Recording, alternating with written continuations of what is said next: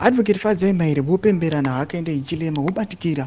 Toona kuti Advocate Fadzai Mahere panapa sezvinongozikanwa nyika yose kuti Mahere aiwa nevakomana kuZambia vanoziva kuti aiwa vana Joseph Kalimbo nana akaenda Hichilema aiwa vane marelations akanaka. Unoziva kuti vakomana ava they are moving towards kuti Southern Africa aiwa vabvise corruption aiwa ese mascandals anoonekwa kuti they do not favor my citizens. Sana pana mashoko anouya panapa achifaya vakomana the ruling party.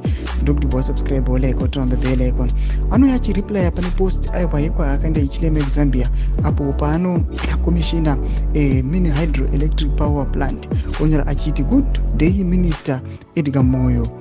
Zimbabwe is experiencing load shedding that often goes for over 24 hours at a time. Most businesses and citizens cannot remember when they last went for a full day without a power cut. What plan is there to address the electricity crisis, or have you failed? Why can't you establish alternative means of power production that improve the output?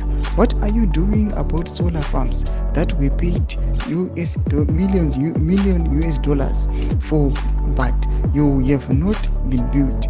How can it be business as usual when you are unable to deliver so spectacularly? Should you not just resign? We need new leaders. Tomashukani hapana pachuza pana Edgar Moyo aiwa chii chinobonesa mugarizana inoda kuti mamillions anongobuda muchinzi aiwa muda kuita masolar power plant but hapana kana chinomboitika. Honai vakomana vekuZambia ava ana achitega mapictures amuri kuona akaenda Hichilema achikomishina achikata maribbons.